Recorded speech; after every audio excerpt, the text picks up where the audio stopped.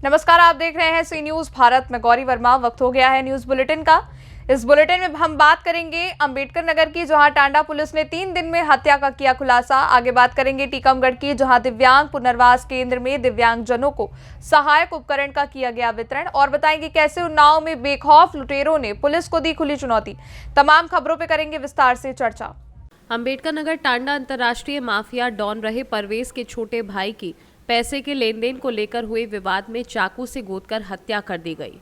Tanda police ने 3 घंटे के अंदर घटना का खुलासा करते हुए तीनों अभियुक्तों को गिरफ्तार कर लिया है।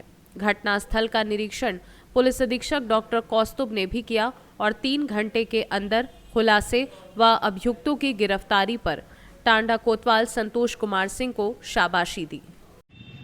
जनपद अंबेडकर नगर थाना टांडा अंतर्गत पुलिस के पास कल रात्रि लगभग 11 बजे के आसपास एक गुफरान नामक लड़के ने आकर सूचना दी कि उसके गले पर उसी के एक मित्र सलाउद्दीन ने चाकू से वार किया है।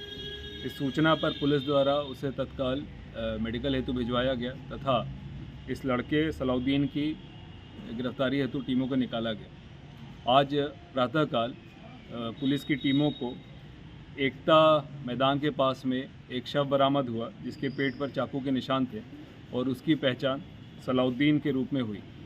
इस मामले में अभियोग पंजीकृत करते हुए जब पुलिस से गुफरान तथा उसके अन्य 2 साथी उनसे पूछताछ की गई, जो क्रमशः सादान और गोलू हैं, तो उनके द्वारा फिर ये सारी बात बताई गई है अभी तक की प्रारंभिक पूछताछ में कि उधार के पैसे लेने की बात के विवाद को लेकर उनके बीच में विवाद हुआ था, जिसके बाद इनके द्वारा चाकू से सलाउद्दीन पर हमला किया गया था, जिसमें सलाउद्दीन को चोट लगने के बाद इन्होंने अपने आप को बचाने के दृष्टिगत थाने पर आकर इस प्रकार की भ्रामक सूचना प्रदान की थी।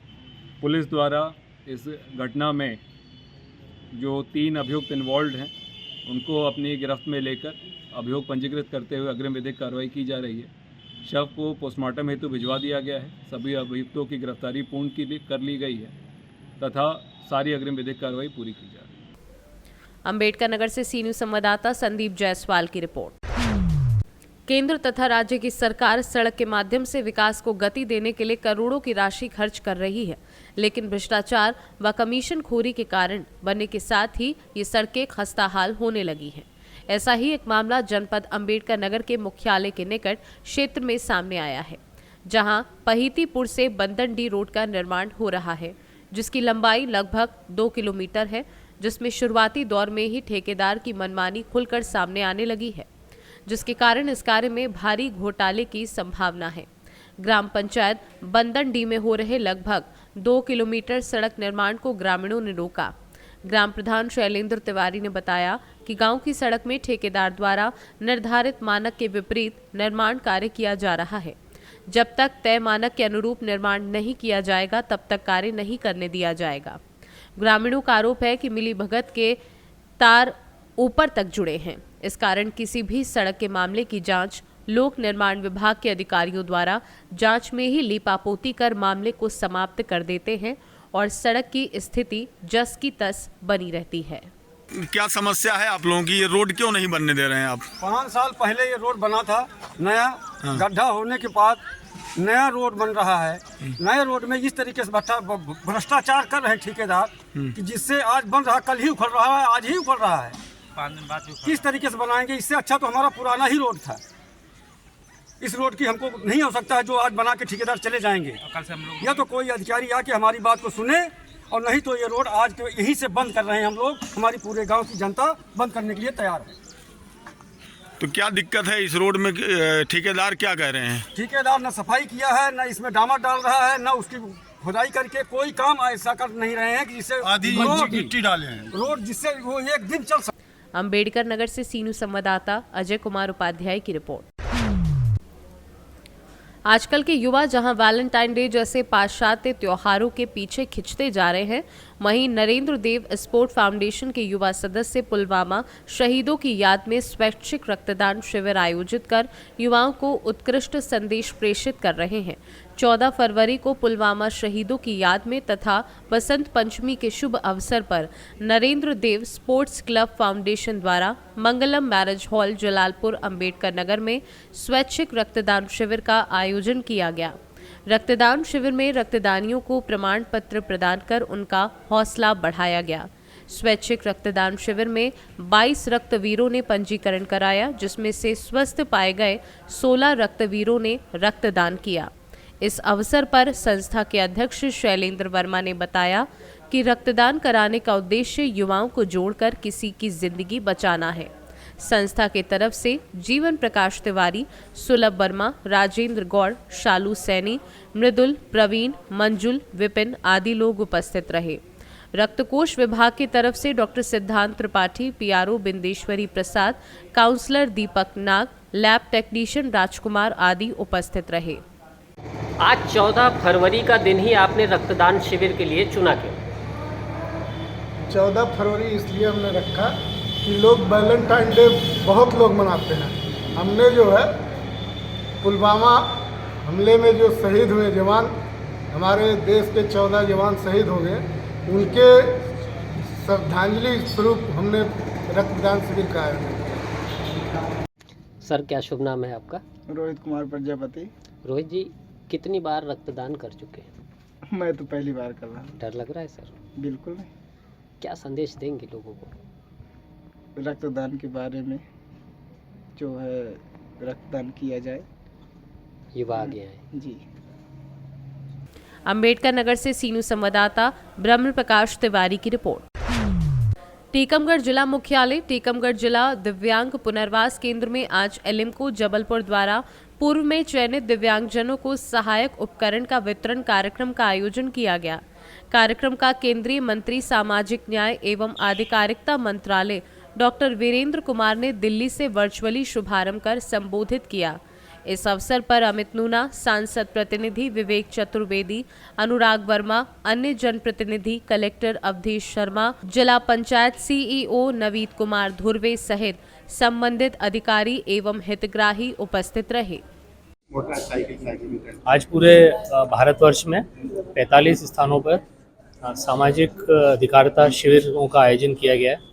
इसके अंतर्गत टीकमगढ़ के अंदर भी एडिप वयोश्री योजना के अंतर्गत लगभग 150 लोगों को उपकरण वितरण का कार्यक्रम आयोजित किया गया और ये पूरे भारतवर्ष में किया गया। माननीय मंत्री जी द्वारा दिल्ली से इस कार्यक्रम का सीधा उद्बोधन दिया गया, जिसको सभी ने सुना है और इससे हमारे जो वयोवृद्ध व हमारे द्वारा जो दिव्यांगजन हैं उन सब लोगों को उपकरण प्रदान किए जा रहे हैं।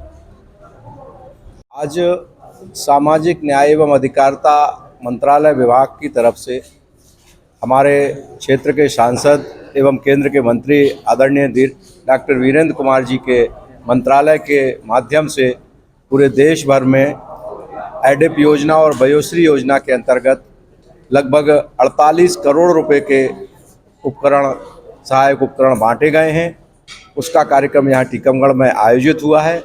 हमें सभी उन भाइयों को, बहनों को जिन्हें इस योजना के अंतर्गत लाभ मिला है, उन्हें विभिन्न प्रकार के उपकरण मिला है, वे अपने इस उपकरण से अपने जीवन को कुछ आगे गति प्रदान करेंगे, ऐसा इस आशा और विश्वास के साथ उनको शुभकामनाएं देता हूं। पूरे भारतवर्ष में सामाजिक न्याय और अधिकारिता मंत्रालय की तरफ से हमारे जो वरिष्ठ नागरिक हैं उनको डे टू डे काम आने वाले उपकरण जो है वो बांटे गए निःशुल्क। उसमें हमारे माननीय मंत्री डॉक्टर वीरेंद्र कुमार जी ने दिल्ली से वर्चुअली जुड़ के पूरे हिंदुस्तान में जहाँ जहाँ भी ये कार्यक्रम हो रहा था सब हमारे सीनियर सिटीजन को आशीर्वाद दिया और उनको अपना मंत्रालय की अलग अलग जो स्कीम्स हैं उसके बारे में क्या क्या फ़ायदा सरकार दे रही है उसके बारे में उन्होंने बताया। टोटल सीनियर सिटीजन जो हैं हमारे लगभग 48,000 लोगों को आयुष्मान मिला। जो हमारे दिव्यांग भाई हैं लगभग 6,000 लोगों को अलग अलग जगह पे सामान मिला।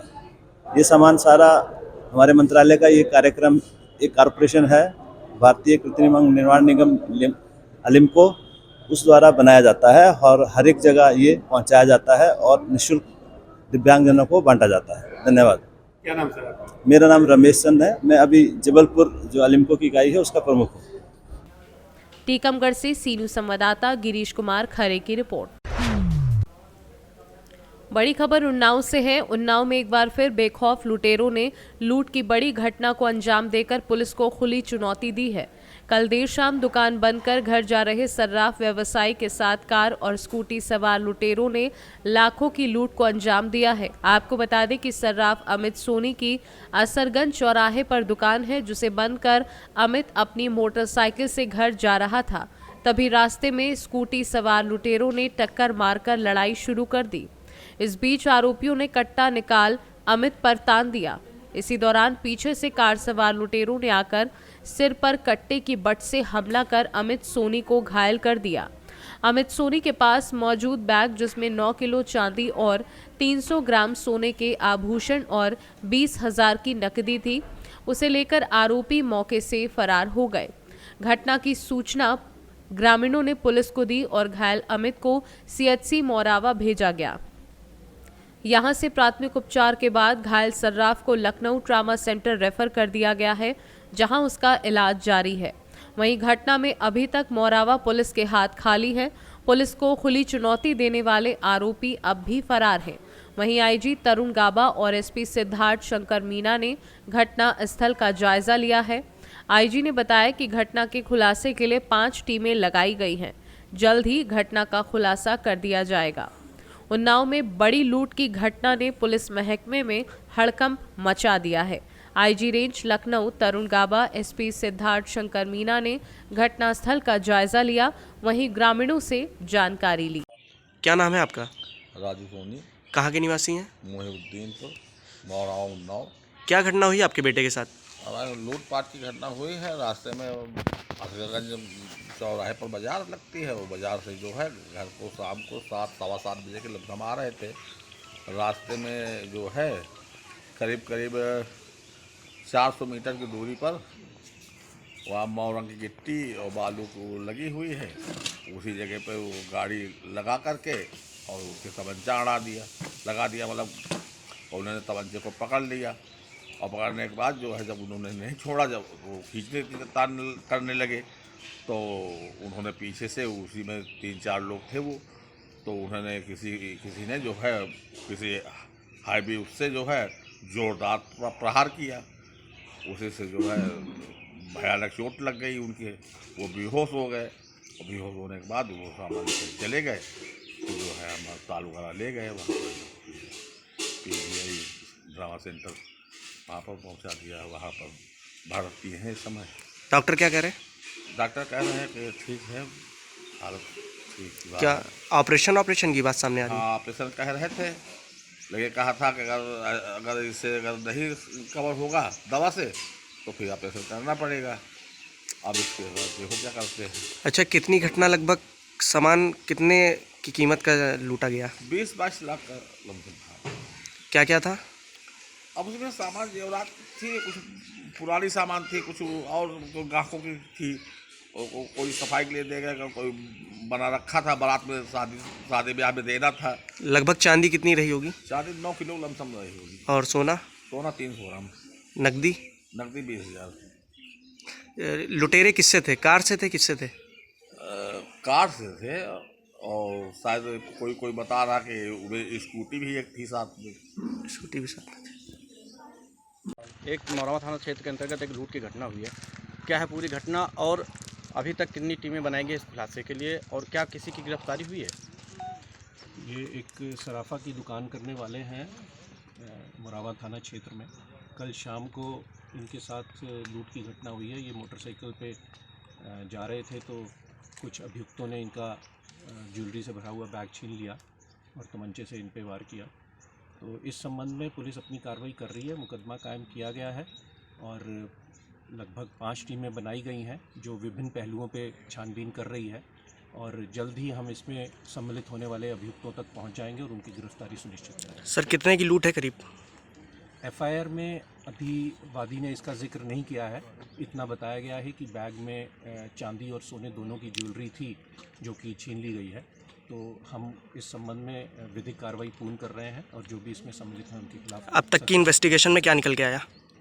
जो अब तक इन्वेस्टिगेशन की है उसमें विभिन्न पहलू जिन पे हम कार्रवाई कर सकते हैं और जल्द से जल्द अभियुक्तों तक पहुंच सकते हैं, उन पहलुओं पे।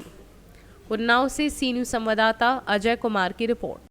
फिलहाल के लिए बुलेटिन में बस इतना ही। देश और दुनिया की बड़ी खबरों के लिए आप देखते रहिए सी न्यूज़ भारत।